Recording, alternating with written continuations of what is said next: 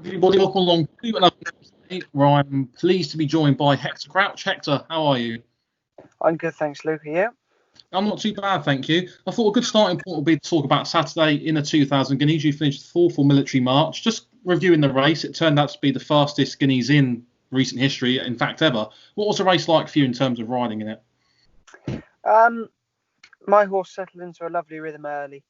I had Pinatubo on my inside, so I was very happy with my early position.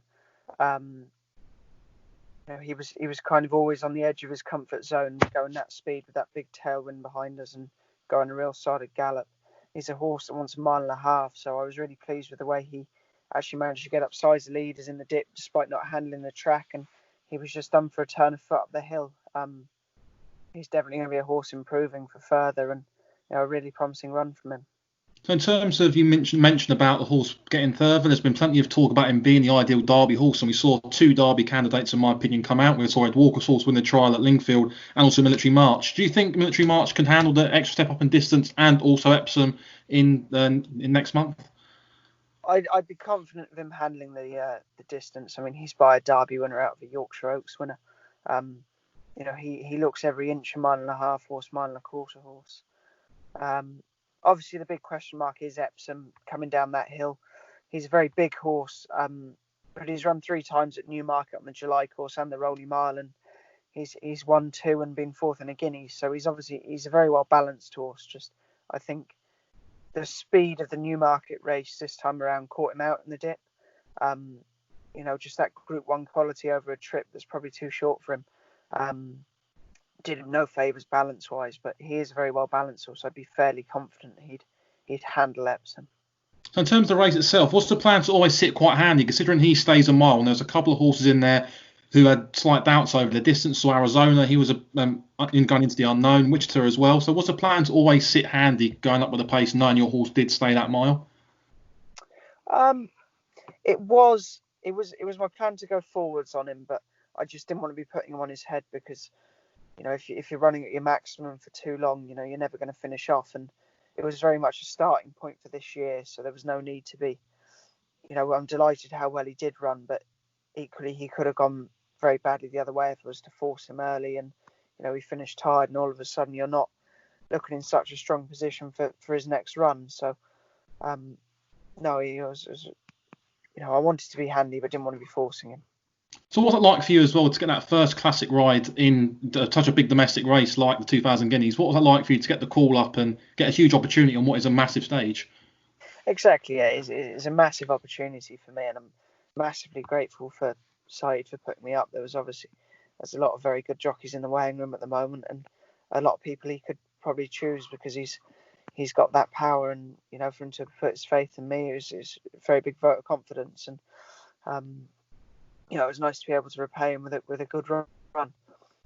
In terms of other horses you could look forward to this season, I want to mention Goshen. You've ridden him. I think you've won 3 times out of potential 5 rides on him. He's looks an absolute superstar. We saw how good he was at Cheltenham and throughout the course of the jump season. But in terms of riding him on the flat, what's he like as a horse to ride in the race? When I was riding on the flat, he was still very babyish. He's done a lot of growing up through the jump season, and probably a winter jumping has probably done him the world of good. Mentally, he was very weak last year. He used to hang quite a lot in his races, and he'd be very keen, and he wasn't very straightforward at all. But now he's an absolute gentleman. And to be honest, I got off him at Nottingham and said I thought he'd win the Triumph. But the way he went about his race in the Triumph, I don't think anyone was quite expecting him to do that. He looks very, very, very impressive. So, it'd be nice to get back on him the flat. He obviously would prefer cutting the ground, but we've got a very attractive mark of 88. He's about 70 pounds lower than his jump mark. So, hopefully he's well handicapped. So in terms of potential targets, there's been plenty of talk about him potentially making up into an Ebor horse with such a lucrative prize pot like the Ebor has. Would that be a realistic target to aim for should he get to late August or early August in good health? Yeah, he's back in training now, and he's going to have to go up in the handicap just to get in the Ebor. So we're going to have to try and get a run into him somewhere before then. He's probably going to have to win like he ran in the Triumph Hurdle to be getting the mark to get in the Ebor. So I would like him to go there, but whether we can get him there in time, if we're not going to get him there in time, I doubt we'll rush him because, like I said, there's so many good handicaps at the end of the year to run in anyway. If you miss the Ebor, you can get him prepped for the Cesarewitch or something similar. So the Ebor would be a nice target, but I think everyone's quite realistic of, he's going to have the jump season afterwards as well, just running where we can. So in terms of his ability, was there always the thought that Goshen could be a superstar, even before everyone saw him throughout the winter and even going backwards to last summer on the flat? Was that always the thought in the yard that this horse could be a very special horse? Not particularly, no. As a 2-year-old, he was very green and very wayward.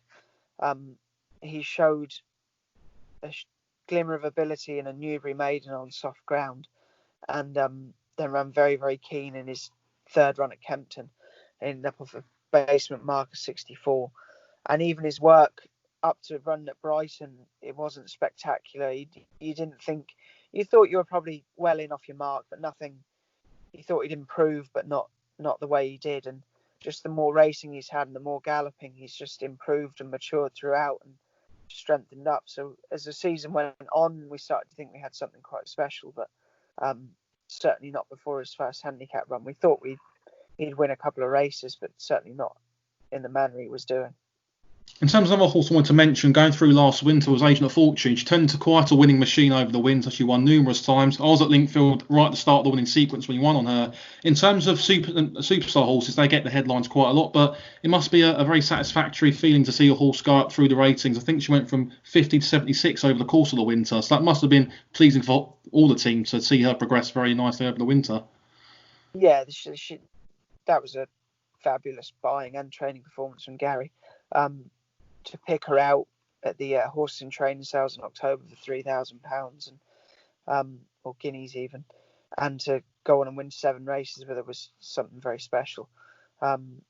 You'd love to have a yard full of horses like her. She takes no training. She goes to the races. She runs a race every single time, and she's a real bonny little mare, and really did develop into a nice little superstar for us over the winter.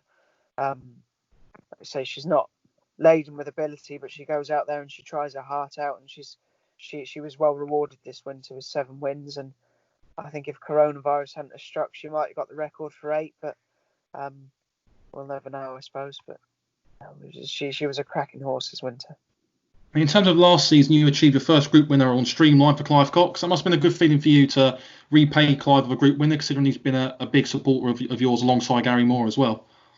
Yeah, it was the only person I wish who could have trained it more than Clive would have been Gary, really. But no, it was a really good it was a really good winner for me, just with Clive training it and the new ownership group, and it was a big moment for me, first group winner in England, and it was really important. Could Streamline be a horse to look forward to this season potentially? Yeah, I think so. If he's trained on from last year, he wasn't overly big last year, but he had a great attitude and a lovely turn of foot. If he's trained on from last year, I'd be very hopeful. I haven't sat on him yet this year, and I'll just have to see where Clive wants to send him, and if Adam's elsewhere, hopefully I'll get to ride him. And a sort of quick mention about the current procedures going on racing-wise. I spoke to Dan Muscat the other day about it, and he said most of the jockeys have adapted quite well to the current social distancing parameters and safety procedures put in place. How would you have assessed all that now? Because you've been riding recently throughout the start of racing coming back. How would you have assessed the current procedures put in place? There's nothing too different really to how racing is being run. Obviously, the behind closed doors is the biggest difference. But yeah, social distancing in the weighing room's fairly easy. We're very spread out across the racecourse with there being no spectators. We've got a lot more space between the lads, and yeah, it's been very well run by the racecourses, and massive props to the VHA for managing to get this back on the road as quickly as possible. Yeah, it's been quite straightforward, I think, but no, they've done a very good job. And just finally, to wrap things up, racing's back now. So what are your aims for the rest of the season and beyond? Well, my aim at the start of every season is to just try and improve on my last one. Obviously, with missing 3 months of the year, it's going to be quite difficult to better last season's tally, but that's still my aim. And I won't be disappointed if I don't get there, but I'll be trying my hardest too, and just improve on the quality of rides as well. Um, Obviously, Military March is a big step in the right direction, and those are the races you want to be riding in, and just trying to get on the horses and build the contacts that are going to get you to those races. That's perfect. Right, I'll stop the recording there because I don't want to lose the footage after all of that.